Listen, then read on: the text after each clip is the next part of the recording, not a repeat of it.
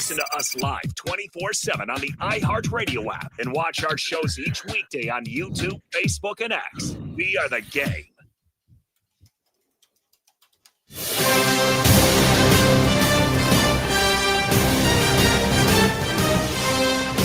This is Carry the G, a show about everything Packers.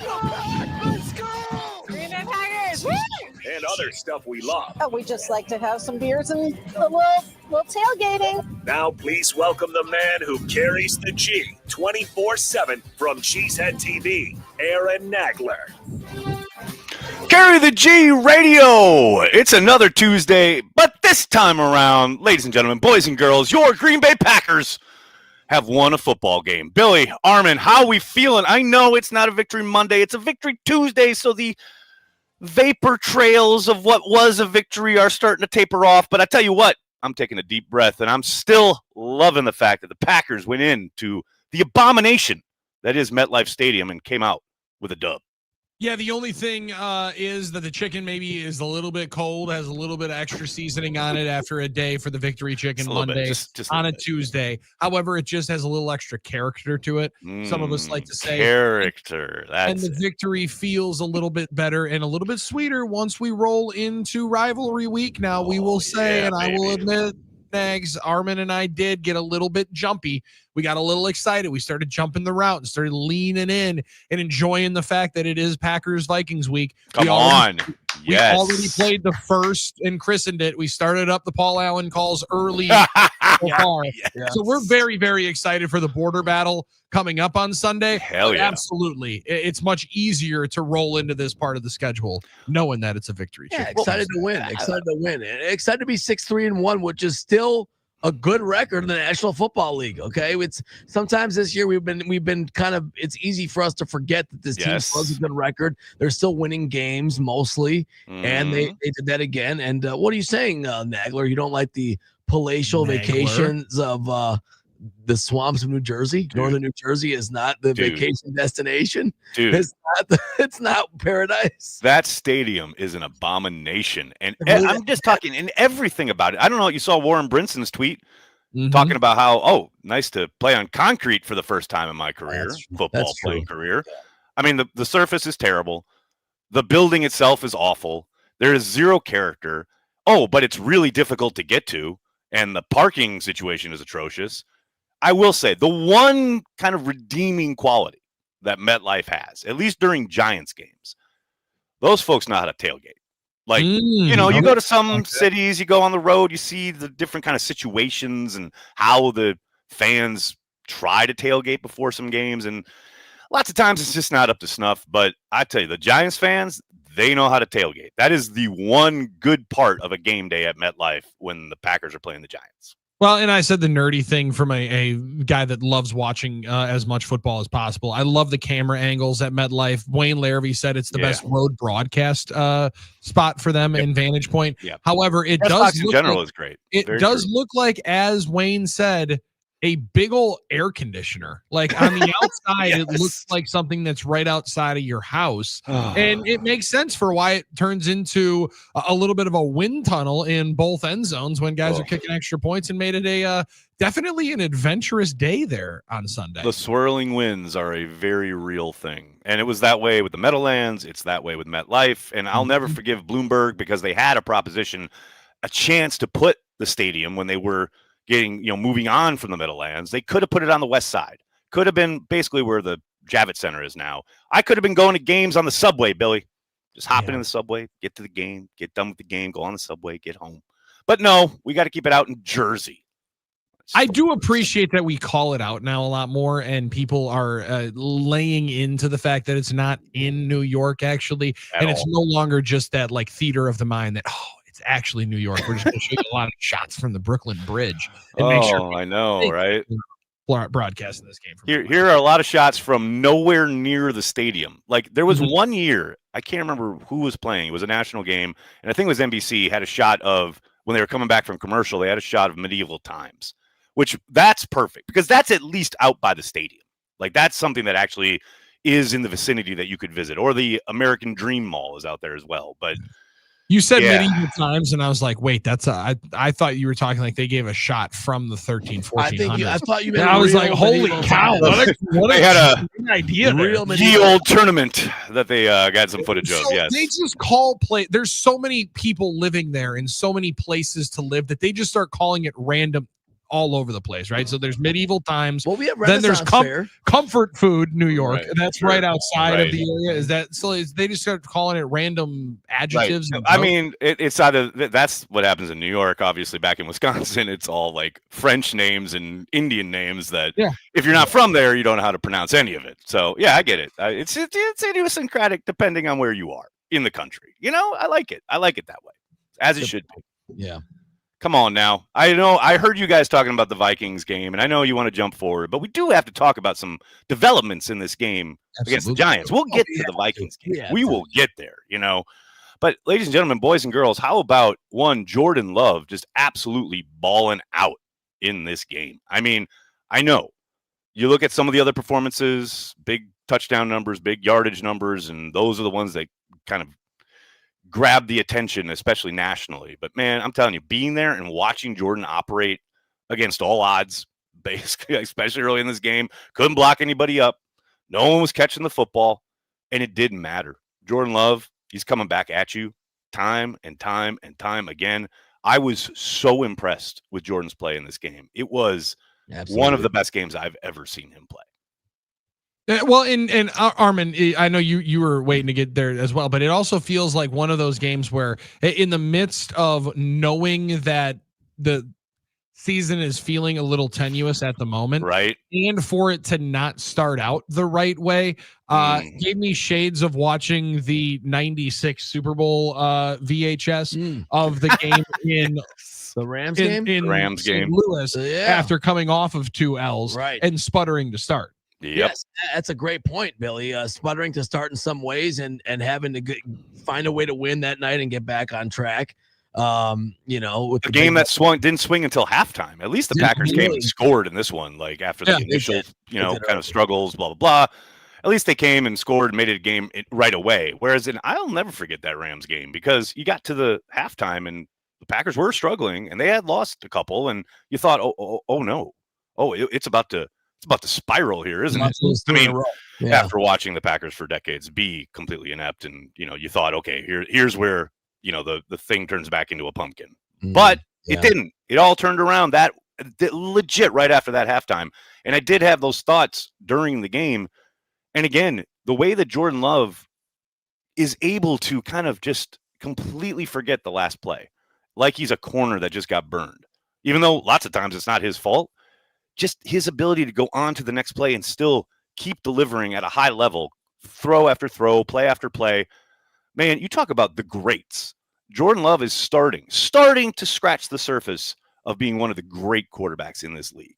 Oh, you mentioned the unflappability, I think was huge. I mean, there was a lot that you're right. The adversity hit early, drop passes, obviously the injury, things weren't going the way of the Packers in that sense, or Jordan Love. And he found a way when the Packers needed it the most to hit the biggest passes and the biggest drives, a lot of off schedule stuff, a lot of off balance stuff. And he was delivering it. I think a lot of that got lost because of the excitement of what Malik Willis did, which was also great. I mean, having a backup that can go in there, perform totally cold, perform. I mean, I've been saying it since last year, as you know, Billy.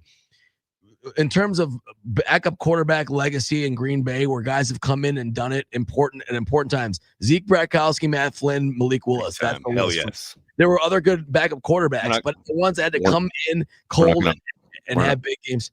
We're not going to mention TJ Rubley. We're going to. No, we're not. We're not this week. We're just going to pretend that didn't happen, right? No, we're not mentioning it this week. We're not mentioning TJ Rubley specifically this week. No, he came in and did a great job, and because of that, because of the excitement of what Malik does, and the running joke always, Billy, about how the backup quarterback's like the biggest, everyone's favorite guy. I think some of what Jordan Love does gets lost in that a little bit, and I don't understand why there seems to still be this blind spot over Jordan Love with some fans of what he's able to do consistently. It's just the money, the standard is high. I understand it. The standard is high. He's playing really well. And in my opinion, there's all these narratives that swirl around him that aren't really factual.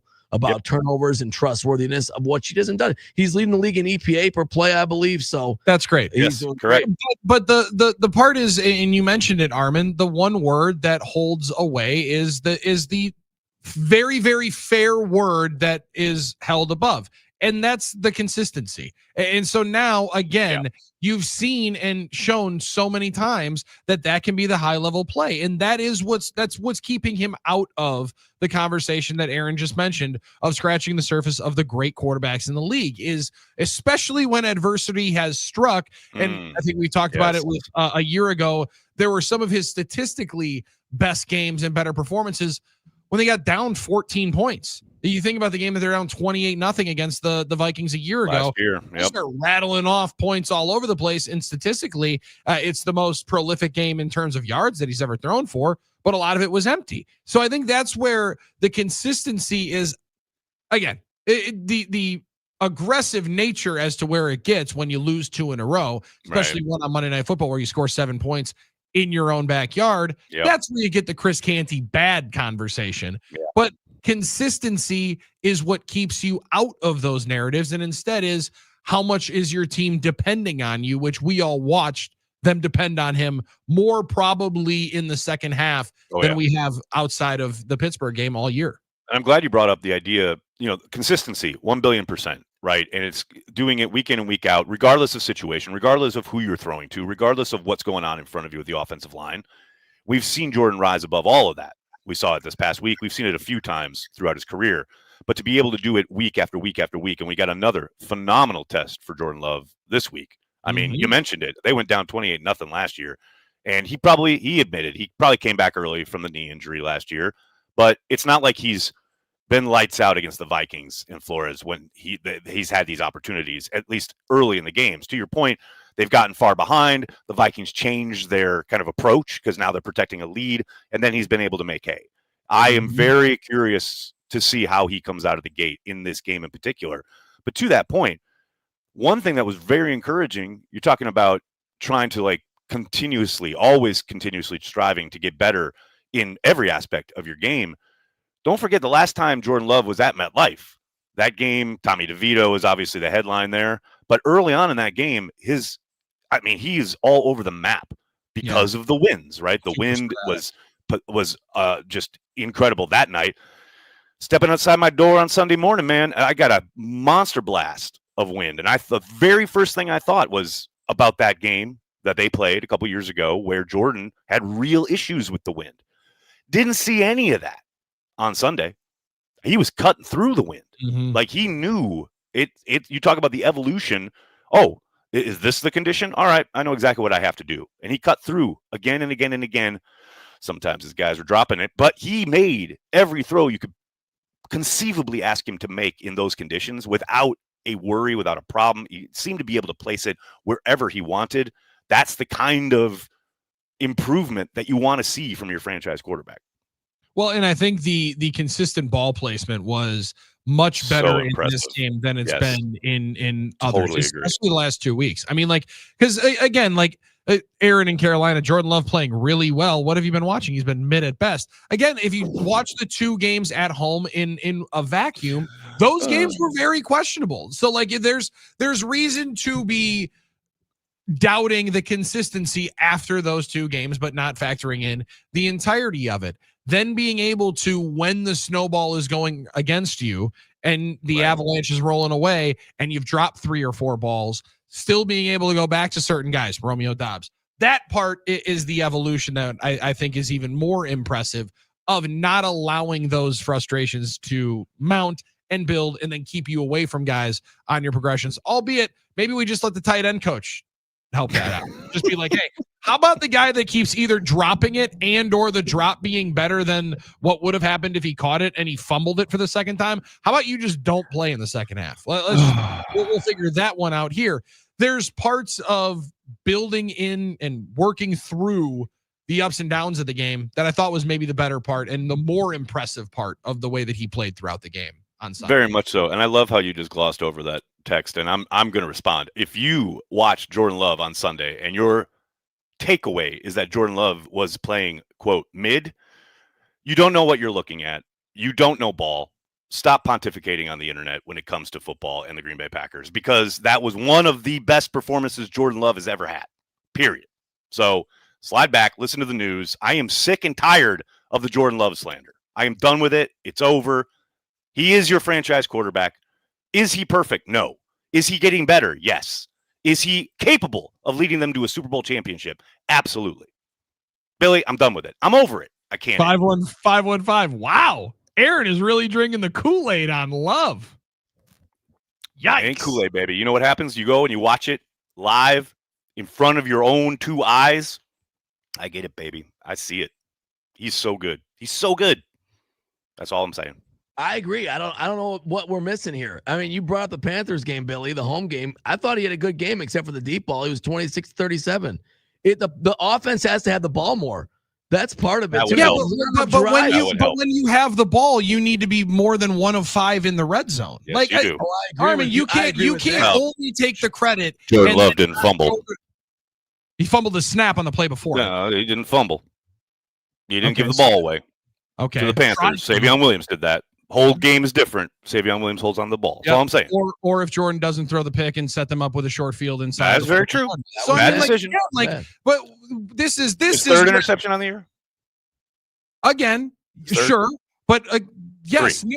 Aaron. Again, you're sure the games in the entire season is a part of it. But no, but if you're saying we don't know ball, and then you factor in the last 3 games, the criticism is very fair over the last 3 games. Oh, so, sure, over those 2 games, yes. I'm talking about the game we just watched on Sunday afternoon. One of the best games he's ever played. That's what I'm saying. I know, but again, so if we're gonna then we can only pick and choose when we go bigger sample size to smaller sample size. I get it. Like I think we all need to calm down on nobody's saying Jordan Love is the worst quarterback in football. Okay, but someone literally just said he's mid, which is just entitled town. If that's your honest opinion of Jordan Love, you just don't know what you're looking at. You don't. They just thought, what did Armin just say? He's number 1 in EPA in the entire league. Expected yards per attempt. I'm just saying, like, that's not nothing. And you're talking about pulling back and looking at the whole sample size. Let's look at the season as a whole. He's been phenomenal. Phenomenal. Is he coming off a rough stretch? Those 2 games at home? Absolutely. Yeah. Didn't get a ton of help in those games, as every quarterback needs. But again, if you're talking about the elitist of the elite, you don't need to get the most help. That's true. Throw to guys like Josh Allen does every single week. That's the difference here. So again, if we're going to try to throw him into that category, then the help around him becomes a much different conversation, because we don't talk about the lack of help around the best 4 or 5 guys in the league. And if you're going to get to that category, that can't be as much of a crutch. And that is why I said scratching the surface and not that he's arrived. Words matter, Billy. Yeah, but Nags, you also need to calm down on saying guys don't know ball when they're going to go. You don't. If you watch that game, not the whole, like the last couple games, that game Sunday against the Giants. That's all I'm talking about. Sure. Okay. You say Jordan Love is mid, you don't know ball. Period. Exclamation point. Italicize it. Put it in neon lights. Game over. There we go. That's it. I don't think I need to make myself any clearer. I get what you're doing, Billy. I understand what you're saying. I get it. But I am talking about the Giants game. That is a phenomenal quarterback performance in every aspect of playing the position. That's all I'm saying. No doubt about it. Again, I get it. I think we, and I appreciate the fact that you guys are trying to recalibrate expectations. But when you are talking about somebody that is going to be expected, not recalibrating expectations, but you just talked about where people's thoughts are on the level of caliber of play, Hall of Fame quarterback play. But when you are being counted upon and asked to, are we going to put the ball in this guy's hands like the MVPs of the league? I think in the last 3 games, you could have a question as to if that's the best way to go. Now, hold on. Watch the Giants game. Sure, that's a phenomenal effort. But the part of being able to be more than just scratching the surface, where you hope you get to further than into year 3 and into year 1 of a $55 million contract, is that you do it more consistently than 1 game, then take 2 games off. Do it twice, take one off. You mean like This is possibly part of it. continuously week after week after week throughout the entirety of the season, responding every time you need a drive, every time you need a play, every time. 4th and 6 in Dallas conversion. Get them down there. Cleveland, everyone talks about the interception. Literally the next drive gets him into position for what should have been a game-winning field goal. You can go game by game, week after week. All he's done is respond. All he's done is do the job. You know, you talk about consistency. He's done that consistently throughout the entirety of the season. You know, I get it. Rough patch there. Those last 2 games. I would push back a little bit on shouldn't need the help. I mean, Patrick Mahomes is missing throws and having what are they at? 5-5 now? Sure, in Kansas City. Yeah. He's one of the greatest to ever do it, right? Like, it is a team game. You do need a little bit of help. Mm-hmm. I mean, no matter how great you are. So I am the Jordan Love slander, and I think this is kind of probably a byproduct of where I'm at with just the online discussion of the Packers, the NFL in general. Sure. Because this is something I really kind of felt after the game on Sunday when I'm looking, because I'm not online for the game for the first time in forever, right? I'm legit in the stands watching the game, whatever. I get off, and this is true. This poor kid. Some kid came up to me after the game. Couldn't have been like 2 minutes after the game is over, right? It's like the Packers have won the game in some of the most dramatic fashion you could possibly ask for. Thrilling victory, right? This kid came up to me just out of nowhere, hadn't talked to him all game, apparently knew who I was, came up to me and said, I don't know, 2 missed extra points, special teams are going to cost us, man. They just won. Like your favorite team, kids wearing a Packers jersey, your favorite team just won the game. And your immediate response is, get better. Oh, special teams gonna cost us. Man, I can't truck with it. And then you get online, it is all the negativity, all about everything that went wrong. Of course, there were a lot of mistakes, but they won the game. It just drives me insane. It is driving me insane, Billy, how negative people are about everything, regardless of the outcome. You wonder why I call it Entitled Town? You won a football game, and all you're doing is bitching. And that does seem to be a change with the times. I agree with that. That's just the reality of the times. And I will say this. I think we are now in the mode of trying to judge Jordan on, can he be the MVP of the league? Can he be one of the greats? And Billy, to your point, I think that's what your point is. If you want to be one of the greats in the league, you got to show it every week. I agree with that. I agree with that as well. I think the problem is there's a big middle ground, right, between the 2 extremes that we like to focus on sometimes. And a lot of those guys are in that middle ground, and it's kind of tough sometimes to separate from that big But the group. contract puts you in the conversation where that's what's expected of you for the team to be ultimately successful. The money's there, and people are going to. And it becomes a part of it. It definitely does, especially when it's as hard of a salary cap sport as it is. But it's a fun discussion, no doubt about it. We got it out there in the first segment, which it is fun to be. We got able it to out have. right there. Yeah. I just remember when Brett was coming up, right? And certainly he almost got benched several times, right? 94 was a big. And then we saw him become what he became. Yeah. It was really fun throughout that time, watching him on the come up, right? It just feels like we've kind of missed all that with Jordan because it's instantly, well, is he or isn't he? And it's like you're in one camp or the other, and you're not allowed to enjoy how good he plays when he plays well. But you only have to revert back to, well, he's not this. Yeah. Man, he's on the come up. He's only getting better. And that's what makes me frustrated. But we all know a lot of opinions everywhere, all the places. Billy's doing a great job of filling in for Corey Banke and putting out texts and tweets and things he knows will get me riled up. That's really well done there, Billy. Really good ones to be able to get. I'm impressed. I'm very impressed. I'm sure people we'll be hitting on you at the words matter. They like that sound. They like that sound bite. They like that one. I'll bet they do. Can't wait, people. We'll help more of that on the flip side. We'll look ahead to this Vikings matchup. And look, the call from the head coach, Billy, in a green package game. The gauntlet has been thrown down. Don't be selling those tickets to Vikings fans, people. Don't tell me what's my money. Don't be doing it. I love it, Billy. Focus on that red zone package. There you go. There you go. And it's getting people up on third down. Let's go. Get up, people. Come on. Get up.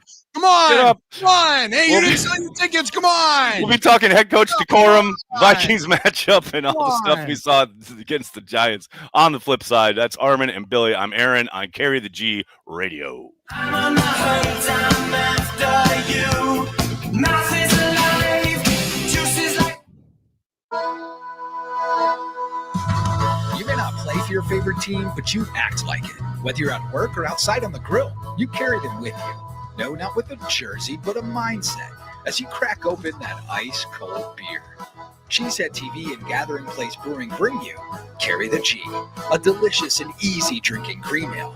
But it's not just for tailgating, it's for everyday life. Well, we carry the G wherever we may be, so creamy and cold from the land of the green and gold. Available throughout Wisconsin. 21 plus. Drink responsibly. iHeartRadio soundtrack flashback. Arguably one of the best soundtracks of all time, 1984's Purple Rain is hit after hit after hit. There's so many to choose from, so today we'll honor the title track.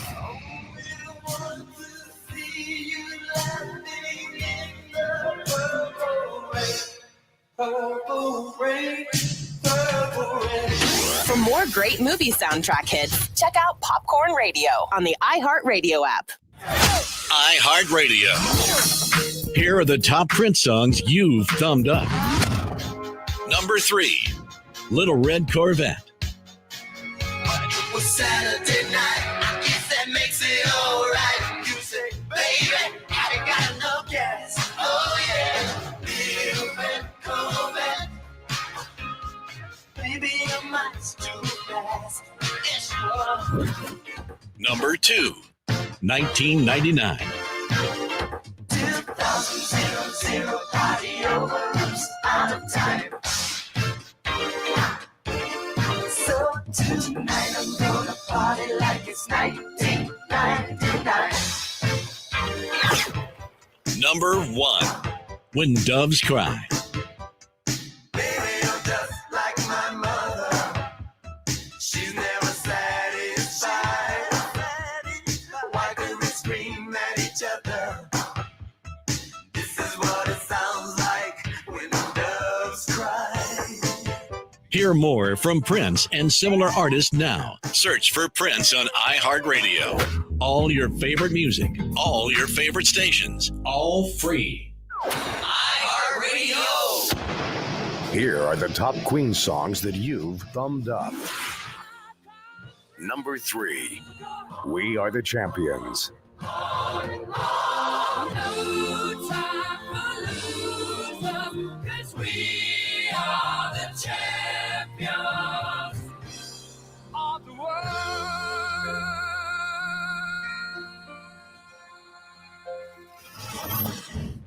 Number 2, We Will Rock You.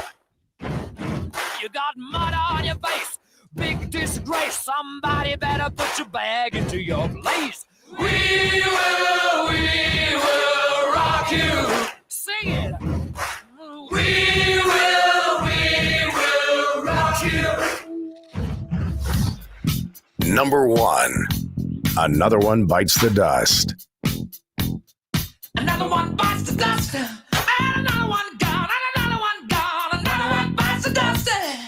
Hey, I'm gonna get you too. Another one bites the dust. Hear more from Queen and similar artists now. Search for Queen on iHeartRadio. All your favorite music, all your favorite stations, all free. Now, a year in rock spotlight, 1967. Van Morrison, formerly of the band Them, has a number 10 hit as a solo artist with Brown Eyed Girl.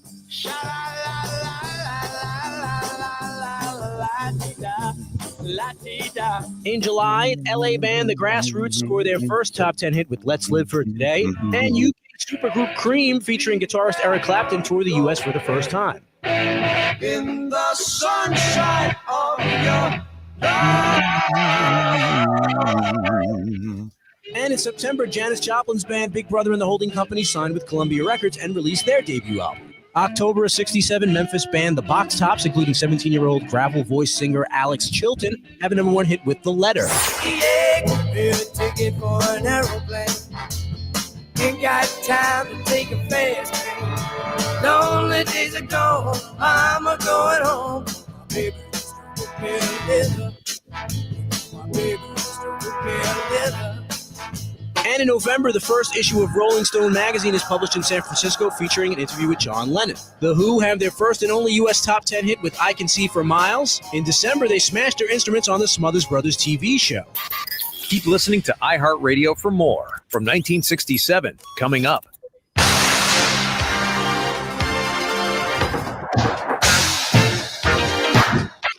Carry the G Radio rolling on.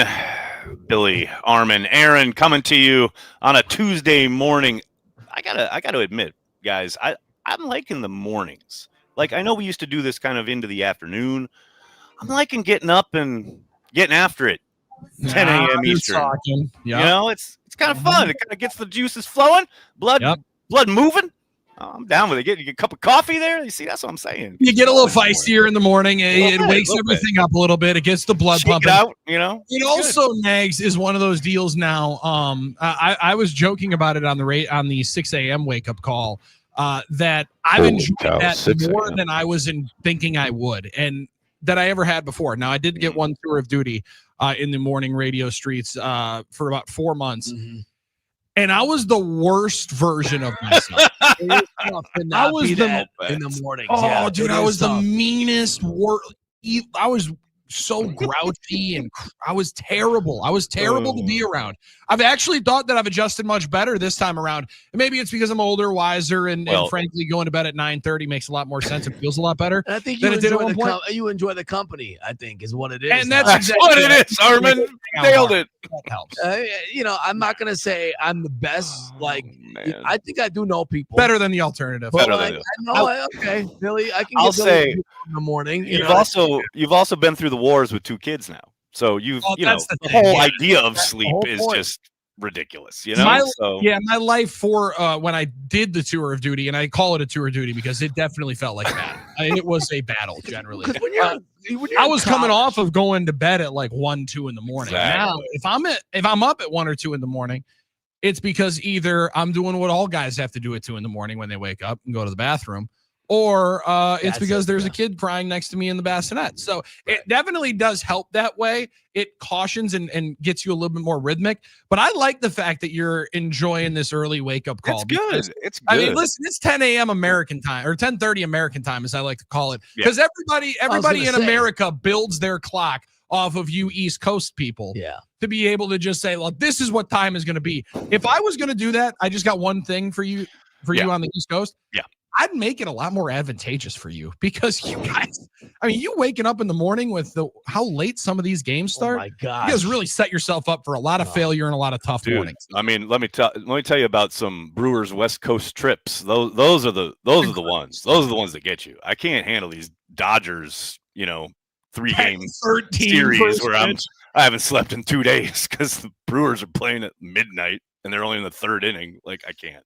Meanwhile, I'm like, I think I'm going to need an afternoon nap, Armen, and a coffee after dinner to make sure that I'm going to be able to stay up for 5 innings, let alone 9. I will say it, and then I think you brought the point up. I mean, you are in Eastern time zone, so it's not that much of a morning as much as it is for us here now. That being said, you're right, Billy, and you're right, Nags. Like, you're saying Nag's running from the grind a little bit. He's calling me soft. He's calling me soft, Billy. That's what he's doing. I'm not calling me soft is what he's doing. I'm not saying he's ducking the smoke or anything like that. But he said, where were you at that sick? Like taking the I'll tell you where I was. I was fast asleep, although I was awake about 15 minutes later when my cat jumped on my head demanding to be fed. Great. So, But you're right, though. I mean, listen, when you're like in college, for instance, getting up at 10 in the morning is like, why am I getting up so early? And then when you're like, man, I get to sleep in until 7. I mean, wait. Let me ask you this, Billy, and maybe Armen. I don't know, but I don't know what your standard is here when you are awake with the kid, right? The baby starts crying, whatever. You got to get up, whatever. Yeah. Have you done the thing? Because this is all I used to do with all 3 girls. Is they're awake in the middle of the night, feed the baby, get the baby down, and now I'm up, so I'm gonna play a little Madden. It's like 2 a.m. Ooh, good one. 3 a.m. I'm gonna play some Madden. with my baby right next to me. Now, I definitely should do more of that. Instead, what my life has become is a lot more of now, as I was telling Armin, is I just start scrolling and start watching some outlandish videos online because I'll tell you, dude, the algorithm at 2 a.m. looking at that time of night. Literally. I woke up at 2:30 this morning. Now, no kids in the house because I'm on a little bit of a Viking week. They're out of town. Went to the bathroom and then started hitting the scroll machine. And I was watching so many body cam videos of like real life cops last night that it felt like when you woke up on the couch and Spike TV was on and it was just running reruns of cops and you're like, well, now I got to figure out if they get this cat. Now he's running away. Now I'm invested. Now I need closure. Yeah, and at some point you just have to turn that bad boy off. That device is a dangerous beast right there. That's the thing. I mean, that's what it is. Yeah, I mean, like it's not video games per se, but Billy, and you said the algorithm's cooking quite literally. As Billy knows, I got into this YouTube algorithm of Korean street sandwiches being made. I don't know why. I don't know how, but now I'm just looking at guys cooking breakfast sandwiches on a griddle. And that's some content right there. Now I need that to go to bed. As I need to watch sandwiches being made. So it is a weird thing because I'm more, as you guys know, to the angle of watching I'll watch old Packer games all the time. And the problem is I can't start getting locked in to like a Panthers game from '98 without having to watch the entire 2 hours. Watch it all. Yep. So I'm like, all right, I'm not watching this because if I start, I'm not going to stop. You know, it's one of those things. It's like it takes some discipline. It takes some discipline, Armin. That's what it takes. Alex says insomnia sports talk. I really like that one. It's very, very true. And then Red Hot Tim Knott said 6 a.m. Nagler, fast asleep, having a dream about Jordan Love's Hall of Very Mid induction. There you go. I'm sorry, I just had there it is. I got a couple of good ones in here though. Hit me. Let's do it. I had so much to talk about, but it doesn't matter. All right, let's go. Well, let's go. Hit me. Mark from SP. Love is the guy. He does need some help. What's the difference of the 3rd and 10 pass to Savion Williams in the pass that bounced off Watson's head last week? Wide receivers got to be able to make a play. And that is a good one to bring up because it is a deep shot that ultimately in midair, I'm like, wow, this thing is sailing way past everybody. Same thing I think that Christian Watson was reading. Was thinking, exactly. Bounces off of his dome. And he makes 2 of the 3 of the most impressive physical high point catches. Incredible plays. Let alone his entire career, Nags, that we've seen all year long by let's talk about it. Let's talk about the heart-stopping play of the week. See, look at that. Now let's see Armin go right into action. Got to keep him on his toes. The heart-stopping play of the week. Christian Watson in the end zone to win the game. What's crazy is, and I'm glad that Matt kind of acknowledged this on Monday. I don't think he talked about it after the game initially, but legit Monday during the press conference, he talked about, okay, we were looking for a one-on-one, which we got. Wasn't really expecting the safety to fall off the tight end because watching it live, I thought, and Matt said it probably looks like this. Why are we throwing into double, nay, even possibly triple coverage? But they did. If you look at the tape, it's a one-on-one off the line. Watson does a phenomenal job, obviously, of high pointing it. Just, you talk about heart in the throat. It's a big moment. You're worried that it's an interception, but Jordan puts it in the perfect spot. And Watson, like you said, how many amazing catches does this guy have to make before we start talking about, okay, not only is he should be your primary target, but man, he should be targeted a lot more. You know, and I know Matt and his thing about, the defense doesn't know where we're going to go, blah, blah, blah. But man, I need this guy to get more targets. He's so good. He's so good. He needs to be on the field more too. That's the other thing, like being there live and watching the substitution patterns on both sides of the ball, really. But it's such an operation. I'm like, can we just keep Christian out there? And I don't know, maybe it's still on a pitch count because of the knee. I was going to say, that's a possibility, I guess. But man, this guy just needs the ball more, a lot more. He's so impactful. Well, and I've wondered, Nags, watching it, because you're right. You can just see it so much better when you're there in person because you just can't see, obviously, the sideline on the television broadcast. And listen, I'm not knocking anything that they're doing on TV because Fox was cooking, even though Drew Brees was a wow. I watched the broadcast yesterday, and I'm like, because I saw some people grumbling about how pro Giants. You're not lying. You people weren't lying. He was very pro Giants in that game. He wanted it to be close. You could tell Drew's like, I'm back in the booth. please don't be a blowout. Please give me a good game. Please give me a good game. Right. So I don't have to go too deep into the prep that I may or may not have done for the last 4 months. I enjoy. I was cheering for him. He was so bad last time that he was in there. I wanted him to do better, and I thought he did. So sorry, that's my one talk on that. I got you. No. I also wondered, Nags, if some of it was conditioning, right? Because he runs so many. Him being Watson runs so many deep patterns. Yeah, lots of deep stuff. No doubt. That at some point, I wonder if that, like, you can't auto-correct that, because I think it's so impactful for him being out there, whether his physicality in the run game, which I guess wasn't a planned pick play, as Matt said yesterday. No, it just ran into the dude. I would have just given him the credit and be like, yeah, he saw it savvy. He just saw give yourself the credit. Like, yeah, I totally designed that up. Brother, give yourself an easy dub. Yeah, we drew that up actually in the sand on the sideline. Right on the sideline. I had a whiteboard. It was awesome. But never practiced it. I would have given yourself more credit there, but that's fine. It is what it is. He's so big for them pushing and trying to stretch defenses vertically that maybe that's just some of the give and take is he's going to be off the field for a number of different times. But it did feel like, and I don't know if you saw the same thing, in the most gotta have it moments, unlike a week ago or unlike 6 days prior to, he was on the field in the most important snaps and for the most important snaps, almost all of the 7 of 11 third down conversions. Not looking for Bo Melton and looking for Christian Watson makes a difference. Makes a difference. So, and no knock on Bo. I love Bo as a player. He gives it his all. Try hard guy. He was no good question about it. Yeah. End around was phenomenal. Well, really well blocked too. Yeah, also, here's a question for you guys. Now, answer honestly. The phenomenal touchdown catch that Watson has, the first one from Malik Willis. Do you think Malik was throwing that to him? Oh, it didn't look like it. I don't know. It was really hard. I've watched that play 100 times, and I'm like, is he throwing it to Christian? I'm not but that's sure. a part of the story. Yep. He was trying to throw it to Christian Watson, and he knew exactly that he had to make it look as if he wasn't trying to throw it so he could squeeze it in. This is all the part of, like how Armen said, the Malik Willis fishtail story. He might be the greatest quarterback that never made it for the Green Bay Packers when it's all said and done, because of how good they could have been if he would have been the starting quarterback for 12 years. A great backup, narrative always has, like, they never had the question of should they be the starter. Right. And Malik doesn't have, because some people say that a lot. Oh, Malik could be better. Charles and Arkdale. How many times did he tell us? Yeah. I'm excited for when Richard Sherman was out here on Sunday talking about it. Yeah.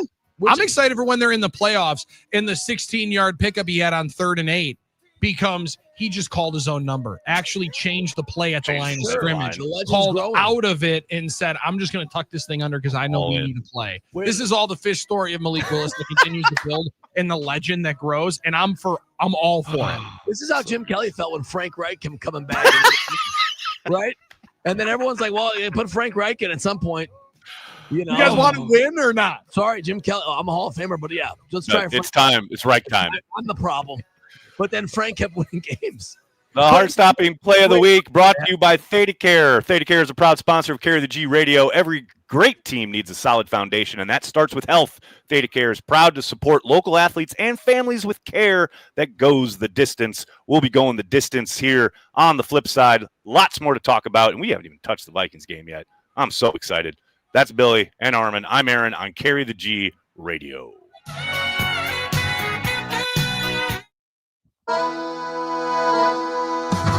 You may not play for your favorite team, but you act like it. Whether you're at work or outside on the grill, you carry them with you. No, not with a jersey, but a mindset as you crack open that ice-cold beer. Cheesehead TV and Gathering Place Brewing bring you Carry the G, a delicious and easy drinking cream ale. But it's not just for tailgating, it's for everyday life. Well, we carry the G wherever we may be, so creamy and cold from the land of the green and gold. Available throughout Wisconsin, 21 plus, drink responsibly. Now, a year in rock spotlight, 1967. Van Morrison, formerly of the band Them, has a number 10 hit as a solo artist with Brown Eyed Girl.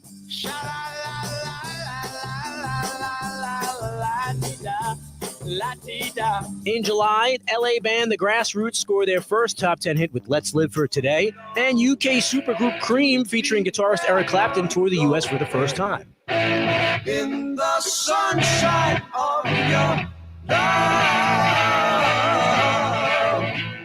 And in September, Janis Joplin's band Big Brother and the Holding Company signed with Columbia Records and released their debut album. October of '67, Memphis band The Box Tops, including 17-year-old gravel voice singer Alex Chilton, have a #1 hit with The Letter. Yeah, ticket for an aeroplane. Ain't got time to take a fast train. Lonely days are gone, I'm a going home. My baby used to put me together.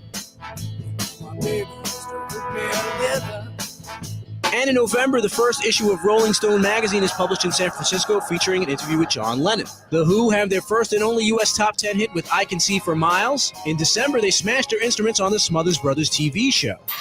Keep listening to iHeartRadio for more from 1967, coming up. Now, a year in rock spotlight, 1967. Try to set the night on fire. In January of 1967, Los Angeles band The Doors released their debut album, which eventually goes to #2, and features the single Light My Fire, which goes to #1 in July. The Rolling Stones released Ruby Tuesday, an ode to a groupie written by Keith Richards. The song takes them to #1 in the U.S. in March. And San Francisco band The Jefferson Airplane released the surrealistic Pillow album, scoring 2 top 10 hits with White Rabbit and Somebody to Love. Don't you want somebody to love? Don't you need somebody to love? Would you love somebody to love? You better find somebody to love.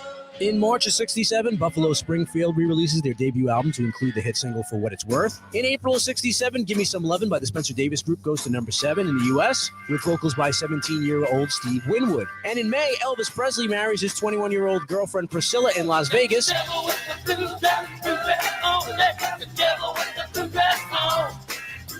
In May, Mitch Ryder hits #4 with Devil with a Blue Dress, Good Golly Miss Molly. And the Jimi Hendrix Experience released their debut in the UK. In July, they toured the US as the opening act for the Monkees in support of the US album release. Keep listening to iHeartRadio for more from 1967, coming up.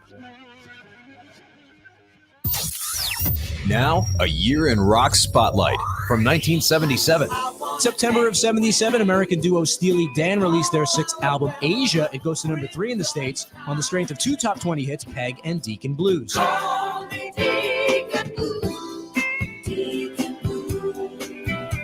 In October, the major label debut album by Meatloaf is released. Hits #14 in the U.S. and goes on to be one of the best-selling albums of all time.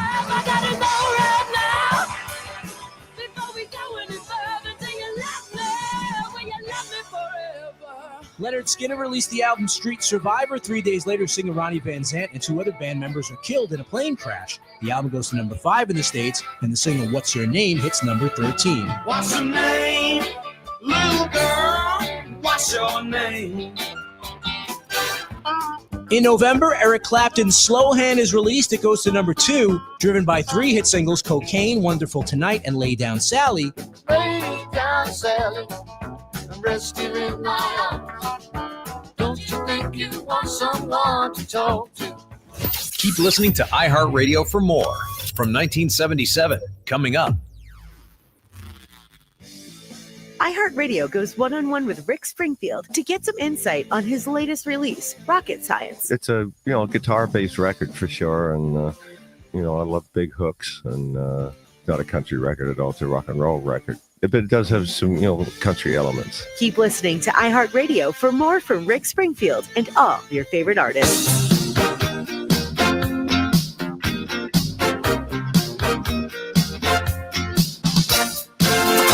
The G Radio. I can't believe we're wrapping up the first hour already. That just flew by.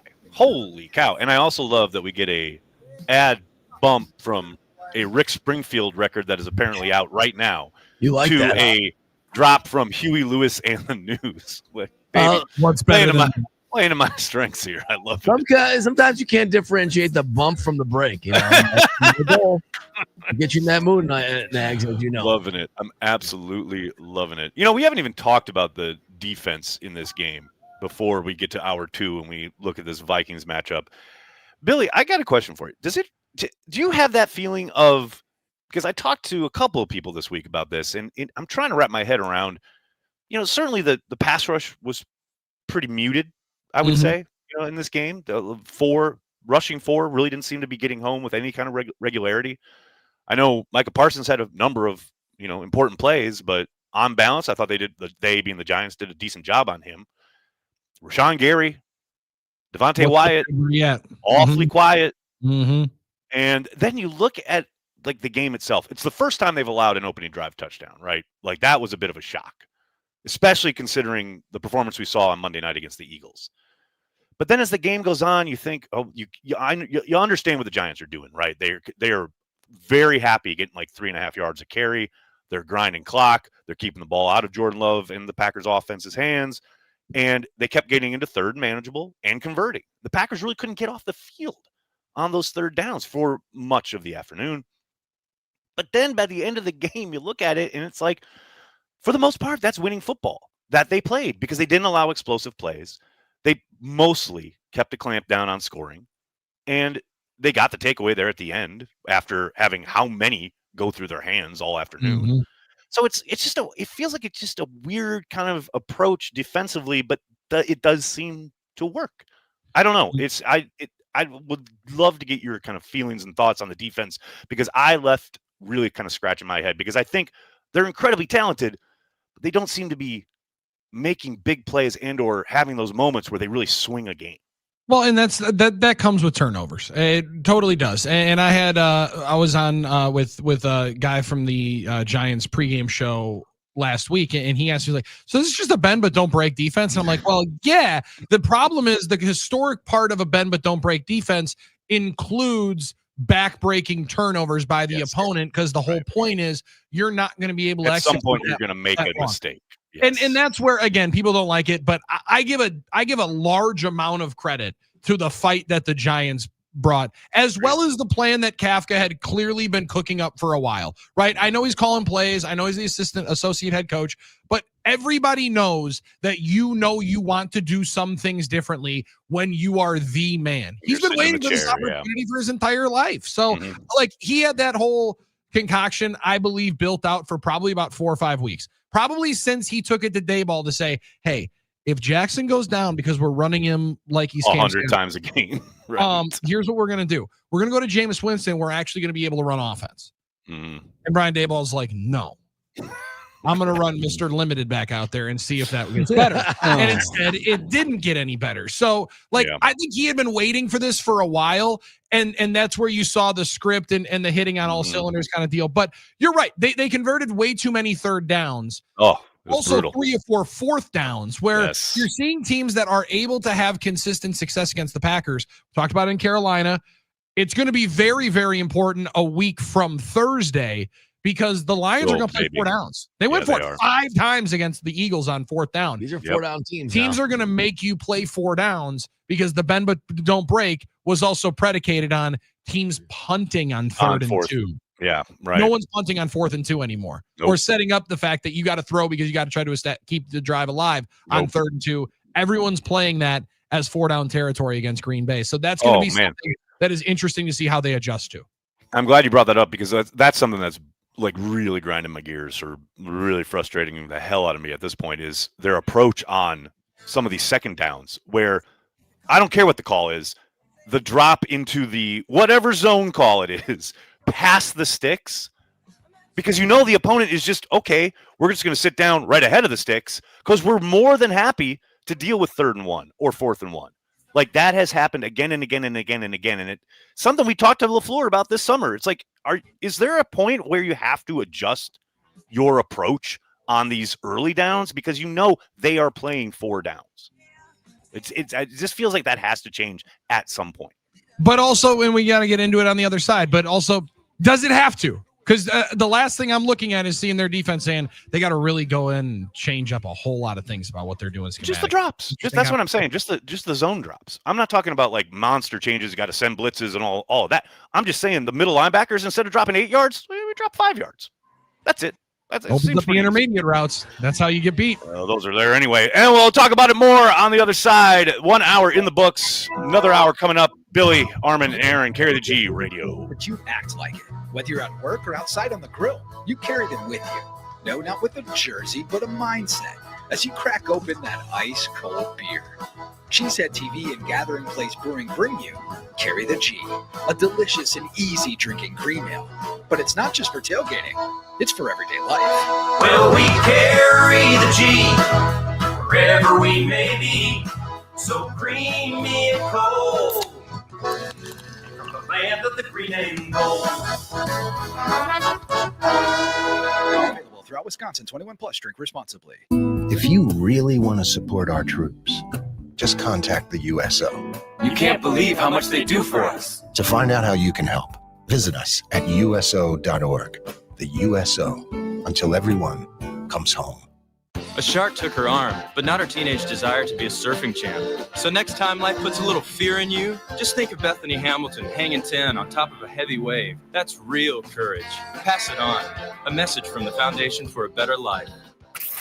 Now, a year in rock spotlight from 1976. Bob Dylan releases his album Desire. It goes to #1 in the States, thanks mainly to significant radio airplay for the single Hurricane. Couldn't help but make me feel ashamed to live in a land where justice is a gift. Scottish sensations the Bay City Rollers finally score a hit in the U.S. with the #1 single Saturday Night. Saturday In February, former Steve Miller Band member Boz Scaggs has a #2 U.S. album with Silk Debris. Peter Frampton hits #1 with his double live album Frampton Comes Alive. It would become the best-selling album of 1976. I want you, show me the way every day. I want you, show me the way night and day. In March, Irish hard rockers Thin Lizzy's 6th album, Jailbreak, scores them a #12 hit single with The Boys Are Back in Town. The boys are back in town again. Been hanging down at Dino's. Keep listening to iHeartRadio for more from 1976 coming up. Now, a year in rock spotlight, 1978. In June of '78, Darkness on the Edge of Town is released, Bruce Springsteen's follow-up to his breakthrough album Born to Run. The album charts at #5. In the darkness on the edge of town. In the darkness on the edge of town. Boston-based band The Cars released their debut album. It goes to #18. It features the singles Just What I Needed and My Best Friend's Girl. She's my best friend's girl. But she used to be mine. In July of '78, the Rolling Stones released Some Girls in the U.S. The album and the single Miss You both hit #1.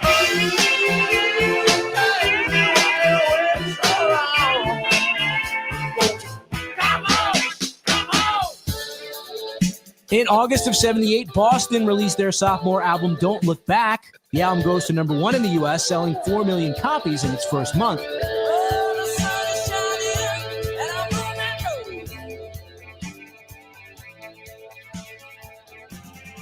Keep listening to iHeartRadio for more from 1978 coming up.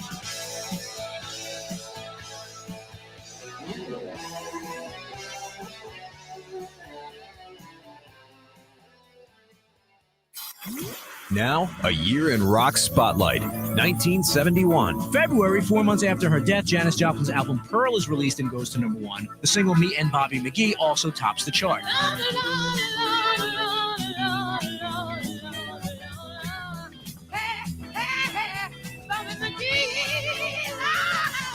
Bill Withers hits #3 with the single Ain't No Sunshine from his debut album produced by Booker T. Jones. In March of '71, Carole King releases her first solo album and scores 2 #1 singles, I Feel the Earth Move and It's Too Late. And UK progressive rockers Jethro Tull have a top 10 album on both sides of the Atlantic with Aqua Lungs. Running down his nose. Greasy fingers smearing shabby clothes. Hey, Aqualung. In April, the Temptations topped the charts with Just My Imagination, their third number one and their 13th top 10 single. Three Dog Night have their second number one single with Joy to the World. And the Rolling Stones album Sticky Fingers is released, including the number one single, Brown Sugar.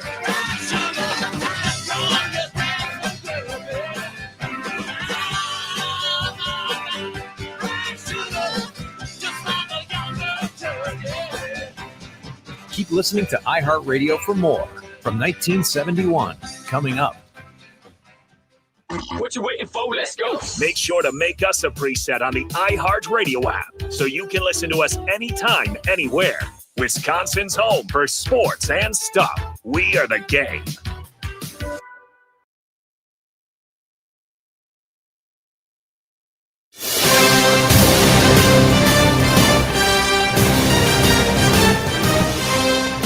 This is Carry the G, a show about everything Packers.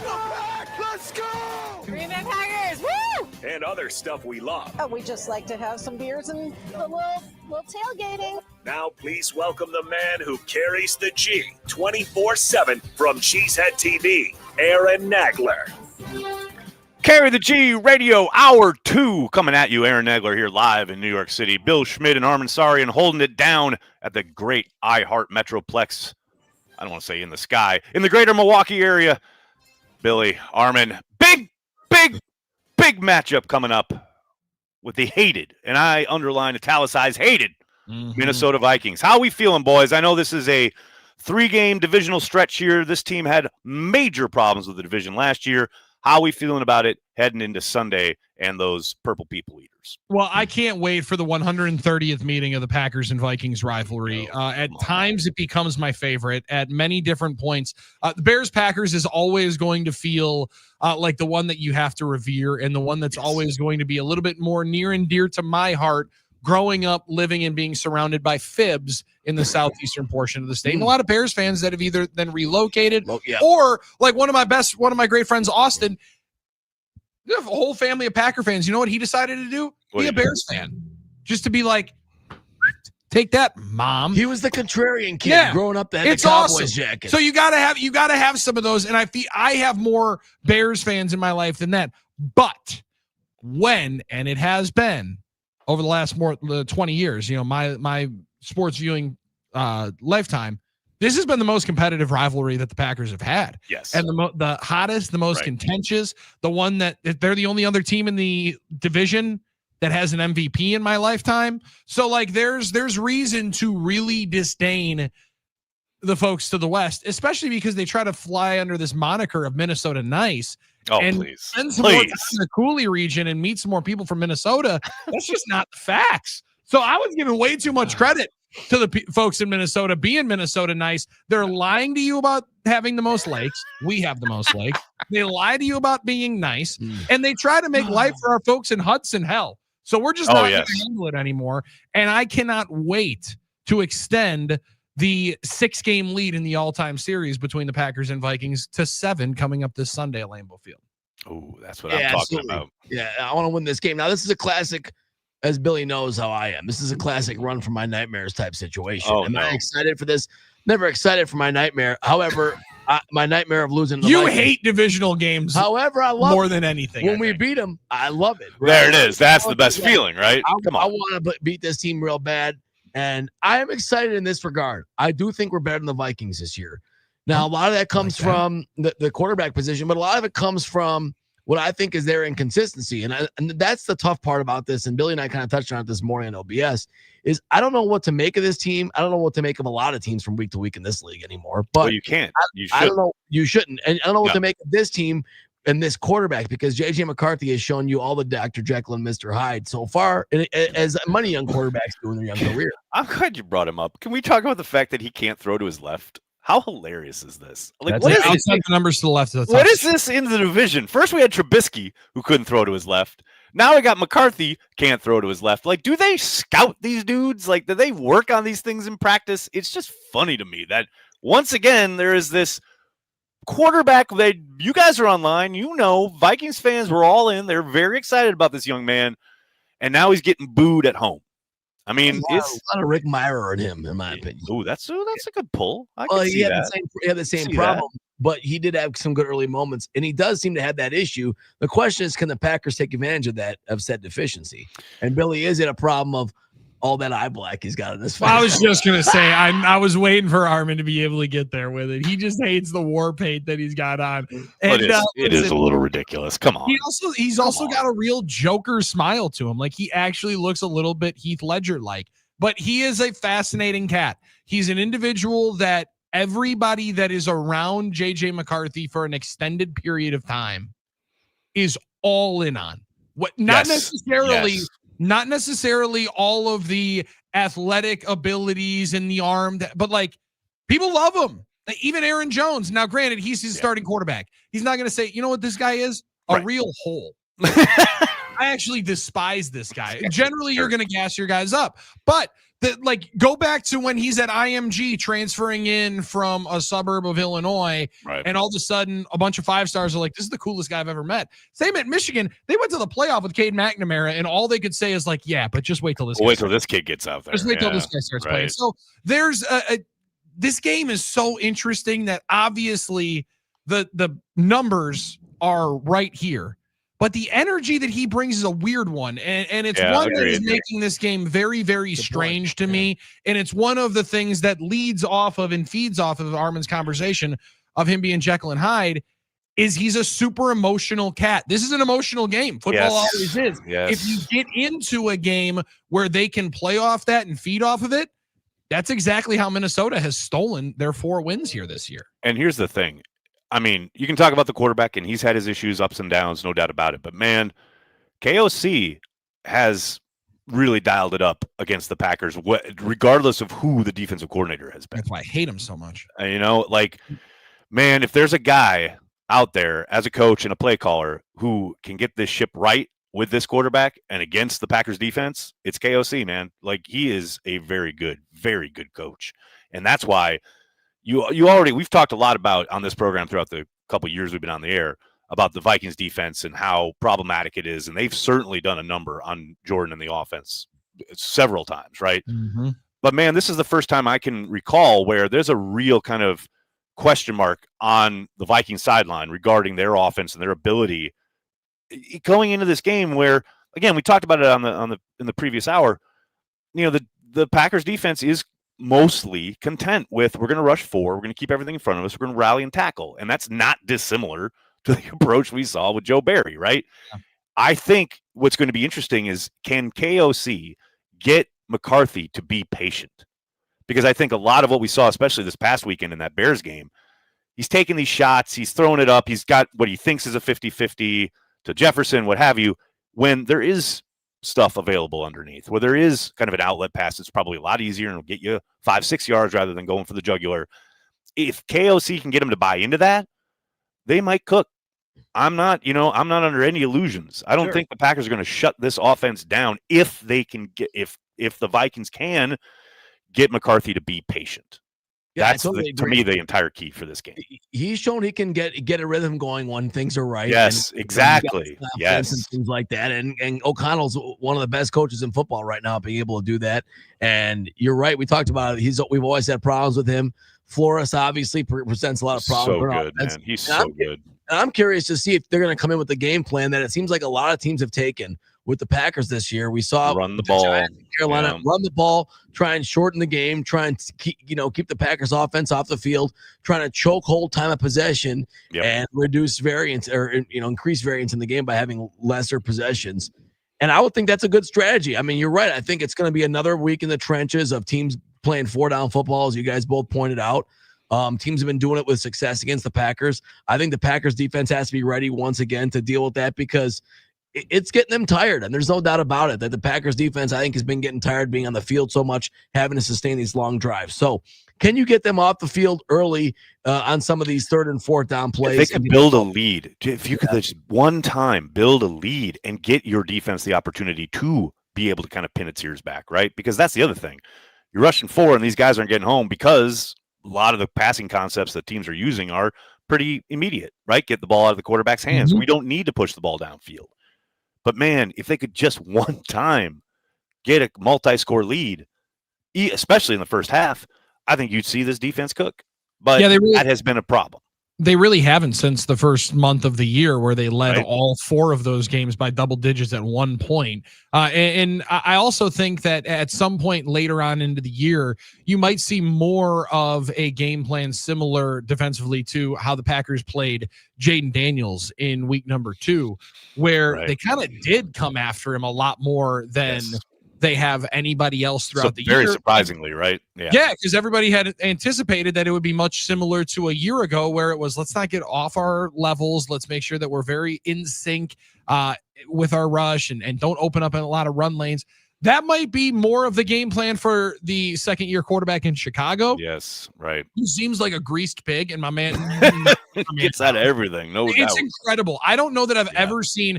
I heard Paul Allen, because I was listening to their Misery Loves Company radio show a little bit yesterday. Had to get a little piece. Gotta get a taste. He said he's the toughest quarterback to get down since Ben Roethlisberger. Not because of the size and stature. Not they're the same reason, but not dissimilar in that regard. It's really you're not. right. And like, you watch him, I didn't think Caleb Williams was going to be able to do a lot of things he did in college to get out of some of the sacks he did. Yeah. He does it right now in the NFL, and he's doing it. He's doing it better than just about anybody. So annoying. McCarthy hasn't necessarily done that. A lot of his runs have been very designed, very systematic. Their offensive line is much healthier now than it was earlier. Oh, yeah. Albeit Ryan Kelly is done for the year and potentially his career. It's a sad situation with his concussion deal, but they're established with what they've got. I would assume you see a lot more of it, because in the games that they've won, McCarthy has only completed 13, 14 balls. They've been big time completions. They've put it in the air maybe 20, 25 times at most. Their hope is to do exactly what has been successful against the Packers over the last couple of weeks, which is stay ahead of the game and shorten it as much as possible. Shorten it, yes. Keep hour and 44-minute game at Lambeau Field on Sunday is exactly what KOC and the Vikings are hoping for. And here's one big component that's really helped them is getting Aaron Jones back healthy and out on the field. I mean, the way he was pass protecting the other day, the last couple games, I mean, talk about it. I miss that. I mean, Chris Brooks, love Chris Brooks. He is amazing in pass pro, but he is not Aaron Jones with the ball in his hands. I mean, Aaron is still the complete package. And I know they're, rotating him with Mason, and that's a really good 1-2 punch. But man, that to me, that's way more of a concern than McCarthy is. And I know Jefferson's amazing and Addison's incredible, and they've got the weapons, right? But to me, it's about that ground game and the way that they will probably lean into it. And those two backs, that is the whole key early in this. Yeah, that's something teams have been able to do in the Packers defense is run the ball. And you talk about a guy like Aaron Jones, absolutely. The whole McCarthy thing is still interesting to me. There's still a lot of unknown to me about how bad the injury was. So early was, in his career, why they sat him, why they didn't. A lot of people were questioning how bad the injury truly was. What was the methodology behind it? Right. I believe they have a plan, whatever it was. We still don't know. So it's interesting because clearly the training wheels are still on to some extent for him. They let him make some of those. Yeah, and they have to be. I think absolutely. It makes sense. But I do wonder, and Billy, I'd love to get your take here. Well, you try to take a shot right away. Sneak a couple in there. Training wheels are still on. Do you think? Well, I mean, let's be. I love that. I'm sorry, Aaron. I know you're about to ask. No, it's good. You're right. You're not wrong. Give my boy props on that. In the midst of just, let me make sure that I get that little throw a good forearm shiver in there really quick. Well, it is fair. No, I want to be fair because the one thing about McCarthy, he comes from adversity, the hard scrabble streets of Evanston, Illinois. I mean, it's tough out there for Those are tough. Just about that. Probably really tough place. He had to get it out of the mud, as the kids say. Oh God! In Evanston, as you know, I mean.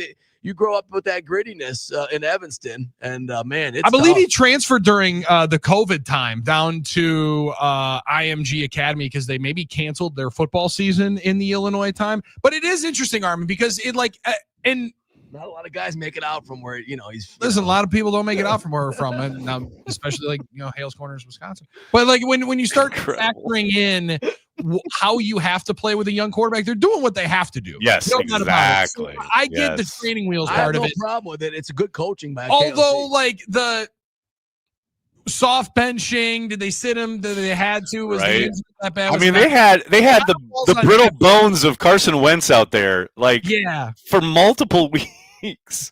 But it is tough though. Then to say that it didn't work when the first game he comes back and plays.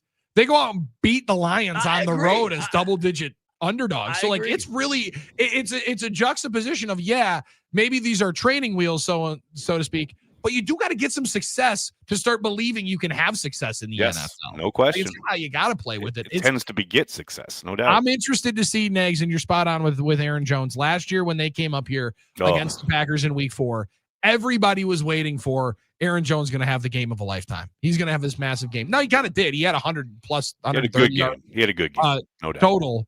But he never got into the end zone, didn't have the back-breaking explosives Big like plays, I think many people were anticipating. This would be the week that if that was your trepidation going into week 4 a year ago, I would assume that I know we've seen a 33 go and absolutely wreck shop in a weird game at Lambeau before. This would be one where you definitely want to be vigilant about old number 33 from Green Bay, now in the purple and gold. When you talk about the defensive approach in this game, and we've talked a lot about, the fact that bend but don't break, call it whatever you want.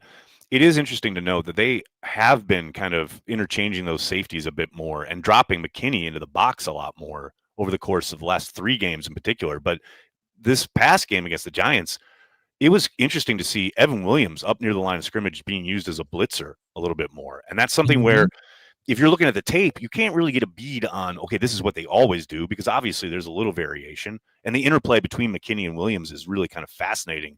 And I do think you're going to probably see a lot of, maybe not out of character, but a bit more of that kind of disguise from those guys where they do get down and are they coming, are they going? All of a sudden they drop into like a cover 2 with a simulated pressure, trying to really make the quarterback's head spin a little bit. Because I don't think we've seen a ton of that. We saw, a smattering of it here or there, but we saw a lot more of it last season.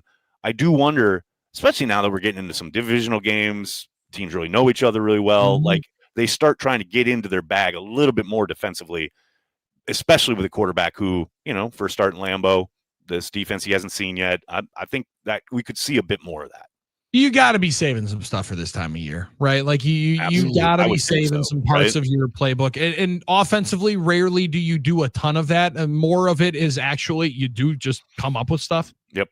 Offensively, or straight up steal stuff. Yeah, it's easier to see somebody do it, and you're seeing a lot of that. And I think the Packers are going to lean in on it maybe a little bit more. I heard you and Andy Herman talking about it yesterday, and it was really, really a good conversation about the amount of 6 offensive line sets you're seeing across the NFL, especially with this regime, right? Like Kittle goes down for the 49ers.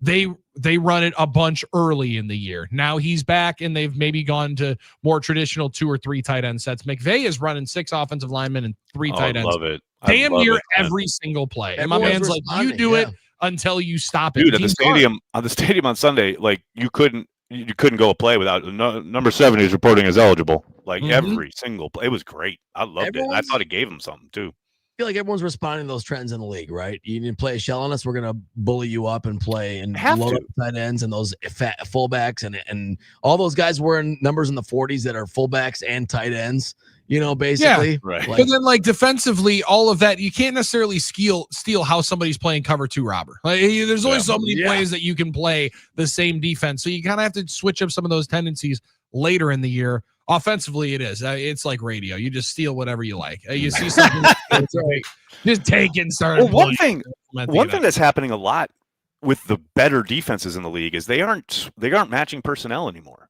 Like that is something I know Greg Olson's talked about this a little bit, and it's been going on. It pisses off Greg Olson like no nerd Twitter a lot, But it's true. Like if you want to play high level defense, i.e., be able to stop the pass on any down, you've got to be able to work against the run in your nickel and dime personnel groupings, right? And it literally played out last night in the Raiders-Cowboys game where Cowboys come out in essentially base, right?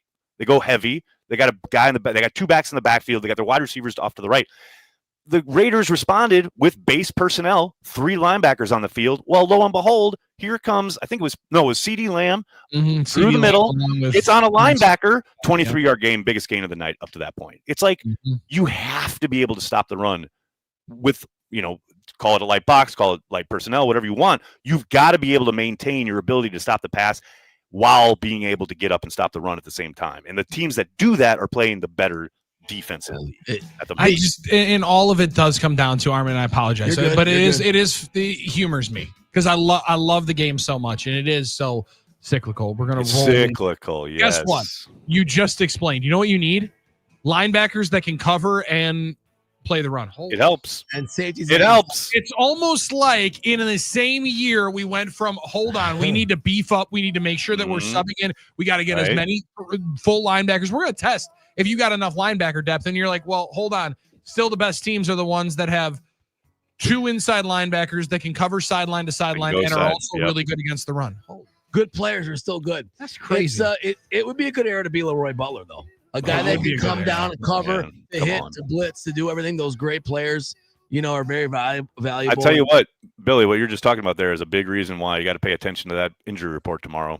Quay Walker getting dinged in that game, and man, I don't love the idea of McDuffie being out there full time at Mike. I mean, can we get Tyron Hopper a little run? I was just gonna say, does 59 know all the calls? Can we test that and see? Guess we'll find out. Maybe. I'm excited because he has splashed when he's been out there, and his physicality is legit stuff. This is way big projection, but I can't help but feeling in the back of my head, like we're approaching just a bit. If McDuffie's playing over him extensively, feels like Desmond Bishop back in the day.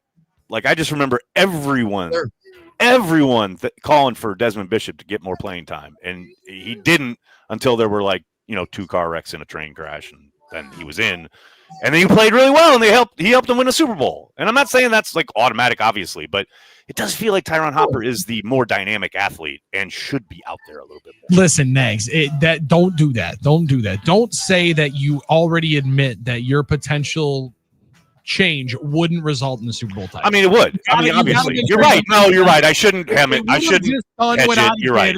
They would have won. They would have had 400 yards of offense. And come on, we got to give ourselves more credit in there. If Tyron Hopper plays extensively on Sunday, the Vikings won't score a point. There you go. There you got me. You're right. Yeah. Why am I being modest? You're correct. It's my favorite. We had so many people right away. Like the Packers threw the ball on first down, got a first down, and instantly on. Oh, well, you got to admit the offensive approach on Sunday.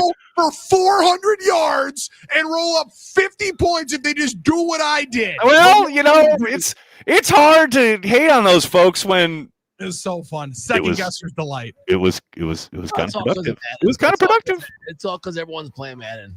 I mean, let's be honest. That's part of it. That is definitely part of it. Yeah, I think that's part of it. Some of us go back to armchair quarterback, a text NFL game. Man, you don't even know. You don't even know. QB 99 is the first one on N64 that I really had. That's good stuff. All right, we're going to talk more about video games, football, and whatever else is on our minds on the flip side. That's Billy, that's Armen, and Aaron for Carry the G Radio.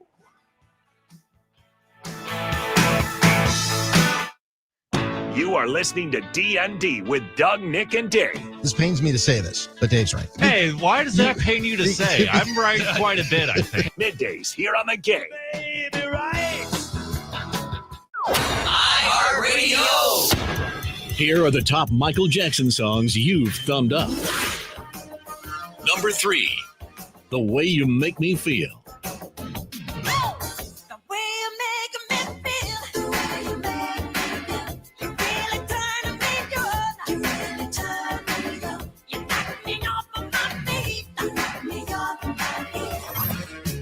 Number 2, Beat It.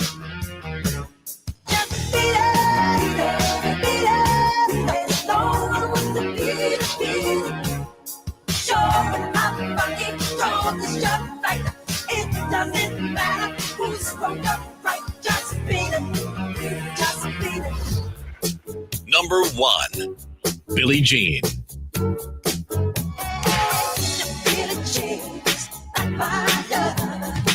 She just a girl.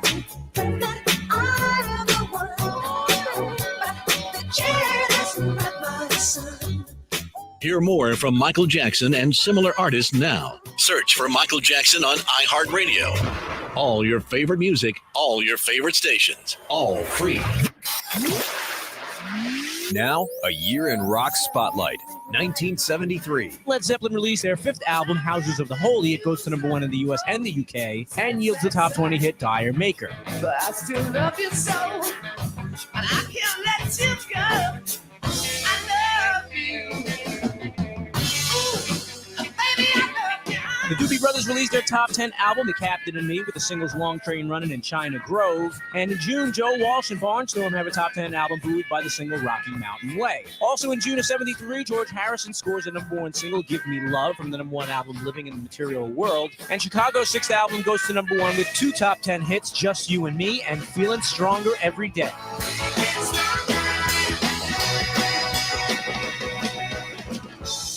In July, 600,000 Jam Watkins Glen for Summer Jam, the largest rock festival ever held in the U.S. It features the band, the Grateful Dead, and the Allman Brothers. And in August, those same Allman Brothers released their first album after the death of Duane Allman and had their only hit single with Ramblin' Man, which goes to #2.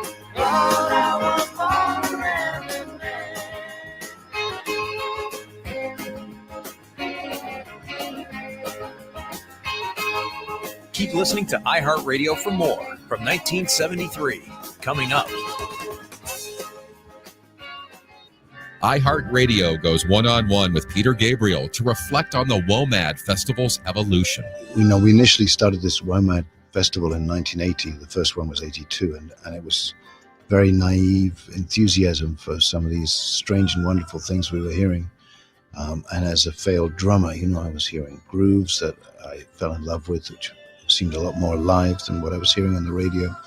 As a singer too, these wonderful voices, and it's still continued that way. And it's a lot more difficult, because the demise of the music business and record stores has made it extremely difficult for any minority interest label. But we work hard to focus online activities, and there is still, happy to say, a good audience, and the WOMAD Festival is, I think, like a lot of live parts of the business, actually flourishing, even though the records are not doing as well. Keep listening to iHeartRadio for more Peter Gabriel and all your favorite artists.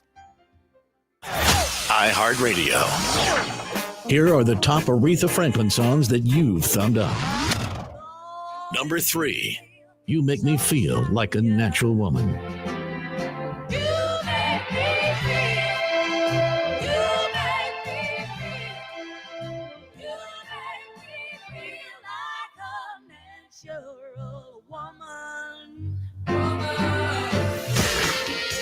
#2, Freeway of Love.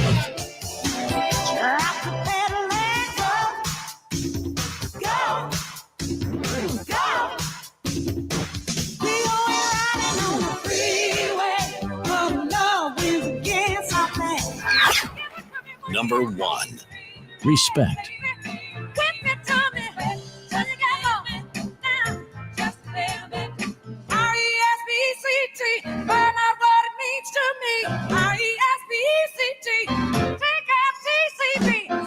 Hear more from Aretha Franklin and similar artists now. Search for Aretha Franklin on iHeartRadio. All your favorite music, all your favorite stations, all free.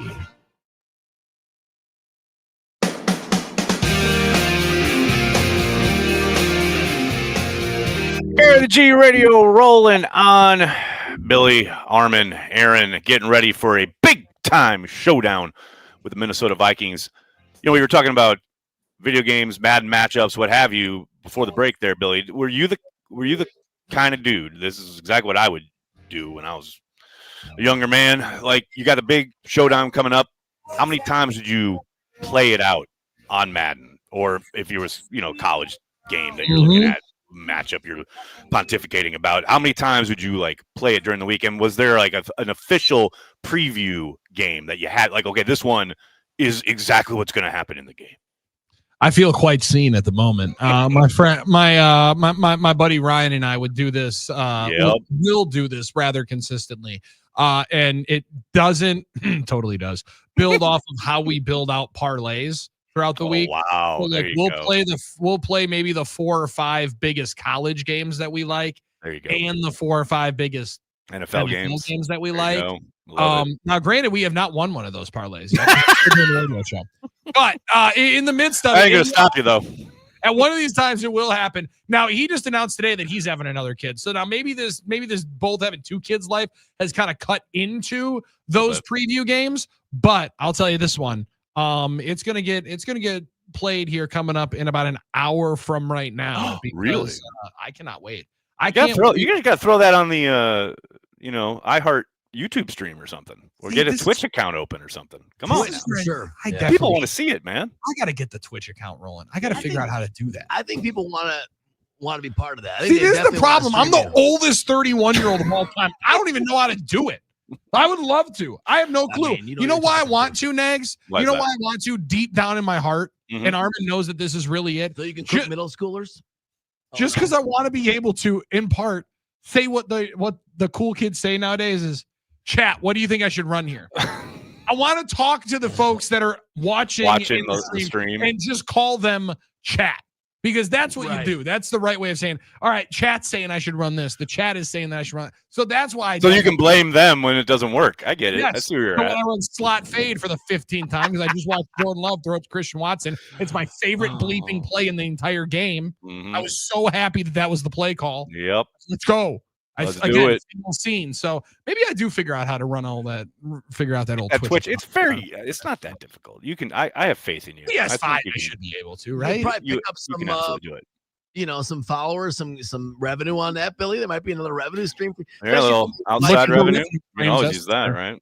I'll say, I'm glad you brought up the fact that you have a PS5 because yours truly finally broke down and got his own PS5. Right. So we're at that point, Billy. We're approaching that point where you can't run anymore. You can't hide. You have to throw down. If you know how, and you send me the invite, can we be live on Twitch tonight playing a game? Yeah, why not? Let's do it. Wait a minute.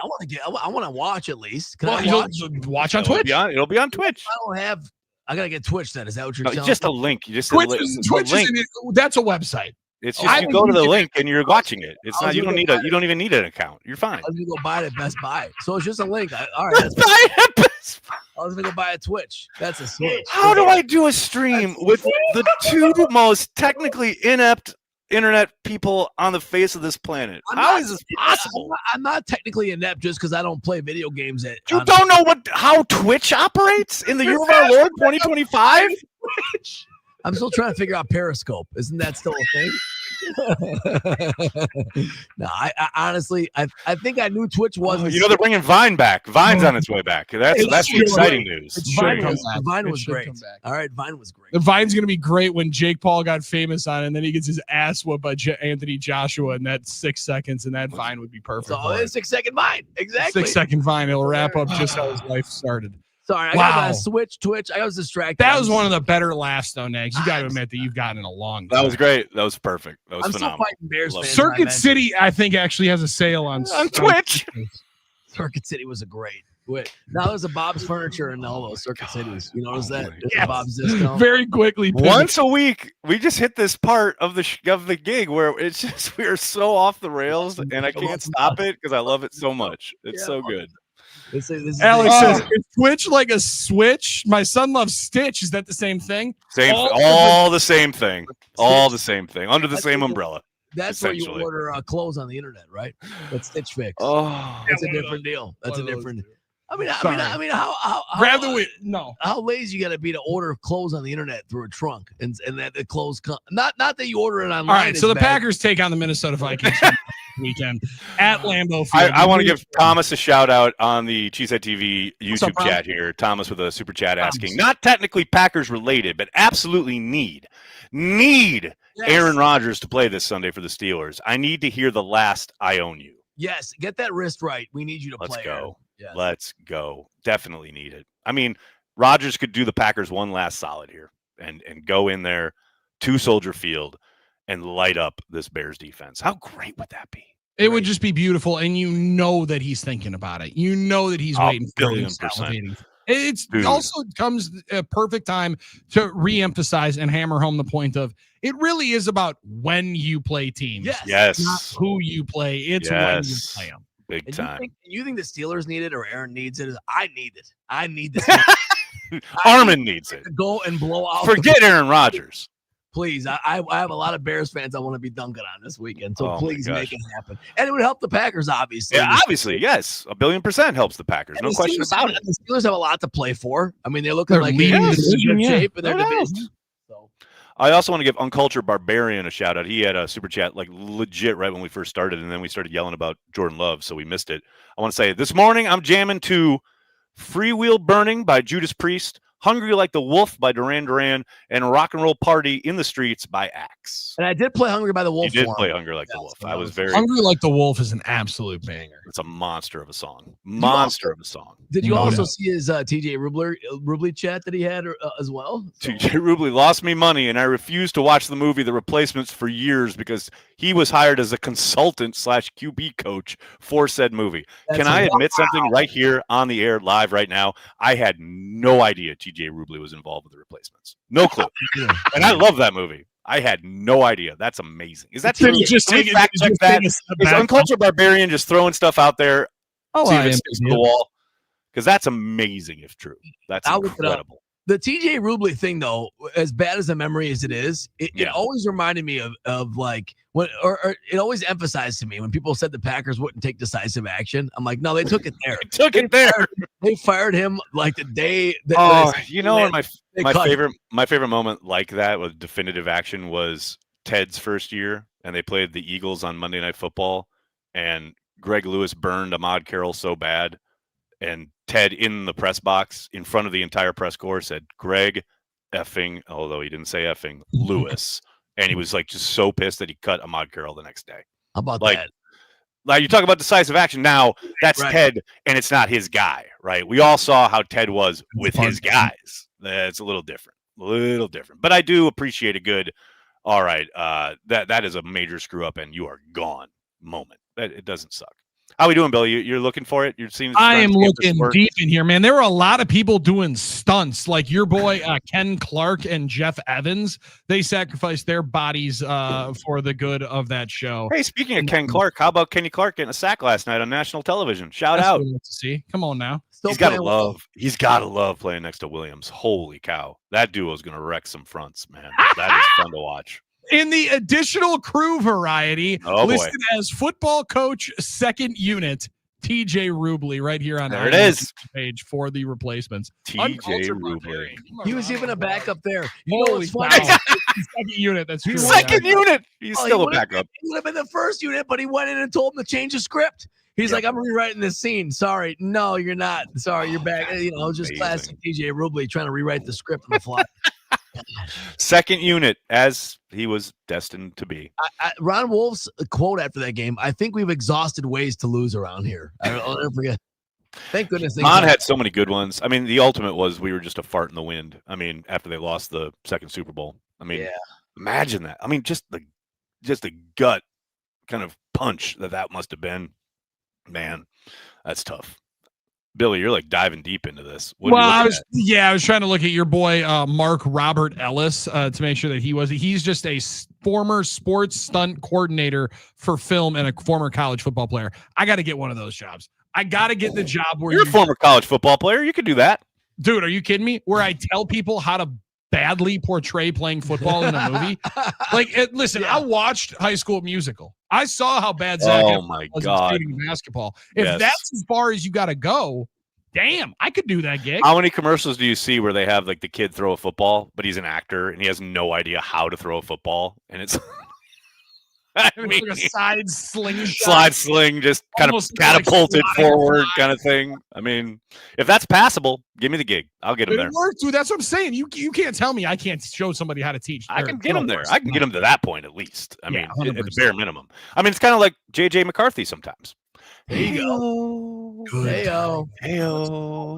Look at you grabbing the wheel, bringing it all the way back, all the way in. Sometimes you got to exert your leadership. You gotta tell these kids, enough is enough. Let's get back on task. Because here's the thing: like we're having fun, we're having a good time. This is gonna be a tough game. Tough game. This is gonna be a tough game, and I'm gonna be in town for it. That's the exciting thing. Let's go. Are we gonna be side share next to Corey Banke? Or are we gonna go back into the house because Aaron Nagler's now 1-0 inside the stadium? No. We're doing watch party. I'm gonna be at Corey's place watching the fireworks when the Packers score. It's gonna be a really good time. It's Nagler's fault. Love it. Obviously. I mean, that's almost always universally accepted at this point. Come on now. I mean, clearly. So I'll be in town. It's gonna be a lot of fun. I can't wait. Gonna get some tailgating in. Oh, tailgating! You're gonna go to the Badgers and Illini game on Saturday night? Yeah, that's definitely not happening. There's no way. No, he's gonna bring in the Twitch. Everyone's gonna bring the Twitches over to the house. Bring the Twitches over. We're gonna watch Lilo and Stitch. Yeah, 100%. God, that was one of the best moments of your broadcasting life. Oh my God, we're bringing the and Twitches. That's a hard top 10 to crack, and I think you definitely cleared that. More than interviewing the pig at the Admirals game. Up there. Well, I went to. Yeah, that is hard to top, but Nags, especially not when that you won't try. The pig in perfect unison, right as Armen looks at him and goes, "How about you keep it down?" My man with the biggest FU snout of all time goes, "Blow it out yours, bub." It was awesome, deal. Pineapple the pig is my absolute spirit animal. Sorry, absolutely phenomenal. I love it. We'll have everything you need to know heading into this game. Wrapping up Care of the G Radio on the flip side. I can't believe we're going to be about 2 hours in ending this thing. What? We can do this for another 2 hours. I love it. It's Billy, it's Armen, it's Aaron, it's Carry the G Radio.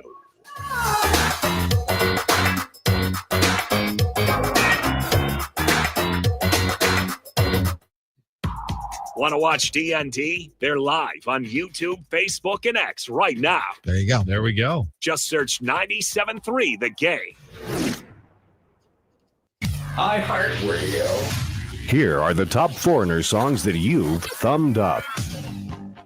Number 3, Hot Blooded. I show you love it like you never knew. That's why I'm hot-blooded. Check it and see. Feel the fever burning inside of me. Come on, baby, do you do more than dance? Number 2, I Want to Know What Love Is. Change this lonely life. I want to know what love is. I want you to show me. Number 1, Cold as Ice. You're as cold as ice. You're willing to sacrifice our love. Hear more from Foreigner and similar artists now. Search for Foreigner on iHeartRadio. All your favorite music, all your favorite stations, all free. Now, a year in rock spotlight from 1977.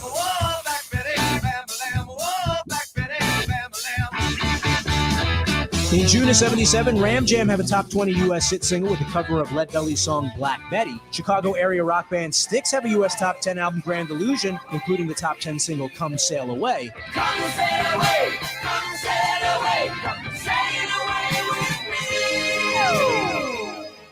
me. In July of 77, the Grateful Dead veered towards progressive rock, adding strings, horn, and a choir on their ninth studio album, Terrapin Station. Terrapin in the whistling screaming, Terrapin.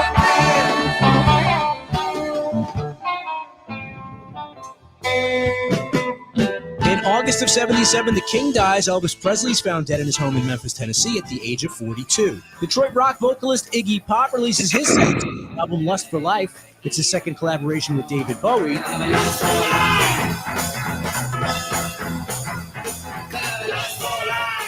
New York's Billy Joel releases his fifth album, The Stranger. It goes to number 2 in the U.S., with the single Just the Way You Are rising to number 3. I want you just the way you are.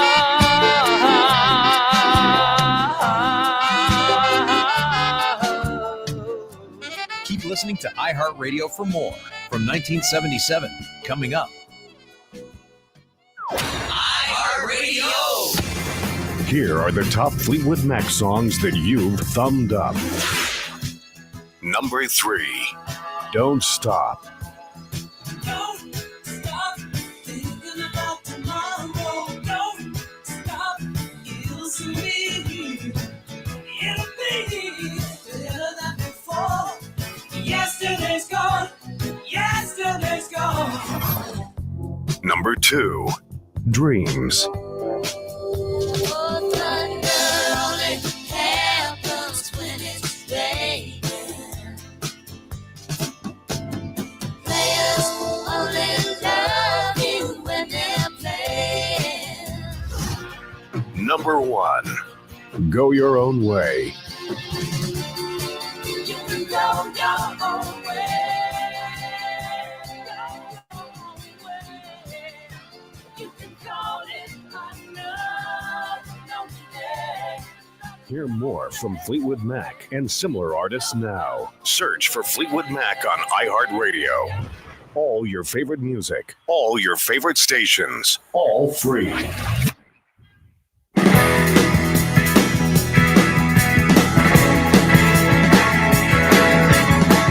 Carry the G Radio, wrapping things up on another week. Phenomenal time with Billy and Armen. Carry the G Radio is brought to you by Luigi's Pizza.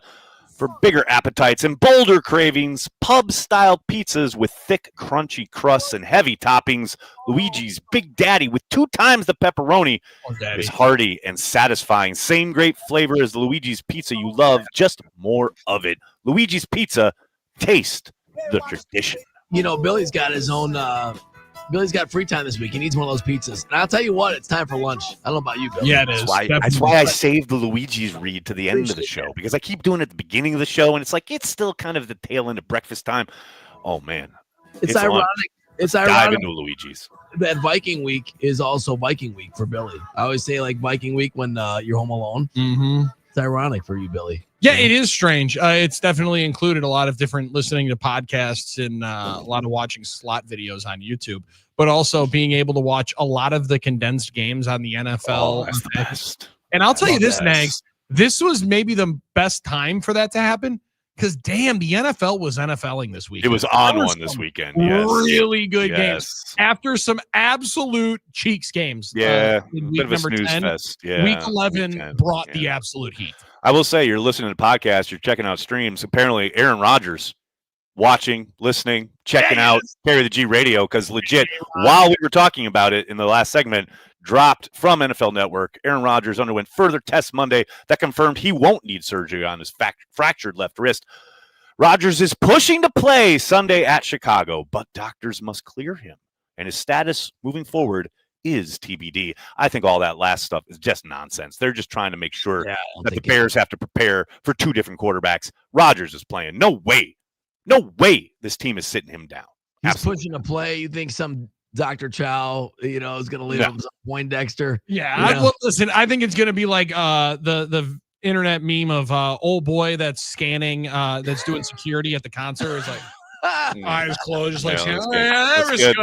That was good. You're good. You're good to go. Good to go. Listen, he's Aaron Rodgers. He's 41 years old. If he wants to play, he's going to play. They're paying him. He's going to play. And frankly, Armen, you said they got a lot to play for. They got a ton to play for. Everything Pittsburgh has wanted is right out in front of them. And speaking of just a game that I'm excited to watch and see the replay of, I am super excited to see this pass rush for Pittsburgh get after the quarterback in Chicago. Caleb Williams. The one thing that we can definitely thank the Steelers for is not playing Nick Herbig and not being able to play Nick Herbig when the Packers went over there, because my man is all over the place. Yeah, like, he is. Yeah. He's a force of nature when he's out there, and I'm excited to see him trying to track down Caleb Williams a little bit more. Now, here's the thing, too. I mean, obviously, need Rodgers and the Steelers to beat the Bears, but the focus is on the Vikings here. And you look at the way this defense gave Jordan Love and the offense all sorts of problems. I was encouraged, Billy, talking about the offensive approach, something we saw here in New York on Sunday. There was a pressure from the Giants that got beat by the shallow cross. The shallow cross to Romeo Doubs. Now, I'd love if that went to Golden, but, man, the fact that they dialed up a shallow cross, haven't seen it essentially for most of the season. I'm loving that idea. I'm loving the idea of getting some of those crossers going against this Vikings defense, which, again, it's a problem. It's a major problem. It's the one kind of question mark I have heading into this game. I think the Packers will be, quote unquote, fine for most of this contest. But the one issue is, especially on these third downs, they're going to cook some stuff up. It's going to be up to Jordan and the offense to figure it out. And so far, the Vikings have really kind of had his number in that regard. I'm just excited if LaFleur has them ready to play, because that's been the trope over the last couple of weeks. They're never ready to play. They're never ready to play in the first quarter. They just haven't been able to execute at the highest level in the first quarter. I think they absolutely were ready with a good plan this week. Ball hits you straight in the hands, and we throw it onto the turf. That's going to be a negative. I'm very excited to see the reaction from the home crowd as well, right? Yes. Because Nags, as much as you go out there and beat the Giants and it's good for the soul to get a win, Barry Alvarez one time said that winning is good for the soul. Good for the soul. And you needed it. You hadn't won in 3 weeks. So any chance that you get to taste victory is solid. Last time that the home crowd has tasted victory, long time ago. Over a month ago. So I'm excited to see if right away good thing happens for the Minnesota Vikings. What's the crowd stay up? Got to stay up. Can we Gotta fight? Keep bringing the energy. Because I definitely do believe, as you mentioned, it's going to be a good four-quarter game. Minnesota is one that is never going to pack in, and we've watched that on every single one of their games. Their wins, most of them, they've had to come back in the fourth quarter. So you got to play a full 60 minutes because that's what they're planning on doing. Putting 60 on the clock and see if they can outlast Green Bay this weekend, which is rare for the underdog, I think, to be feeling like. Well, and here's the thing, too. With this stretch coming up, 3 divisional games in a row, we know how just brutal the division was for the Packers last season. This is the start of the season for me. Like everything that's come before, prologue, to put you in a position, you're 6-3-1. Now let's go win the division. Now let's go get into the playoffs. Let's start building some momentum into the late half of the season where you need to be playing your best football, because obviously, clearly, they haven't been, right, recently. And you're talking about energy. Man, things could have snowballed really badly for the Packers on Sunday, but they righted the ship. They came back and they won that game, right? I do not doubt for a moment that this is going to be one of the tougher battles of the season, but this is where it starts, right here, right now, against this team.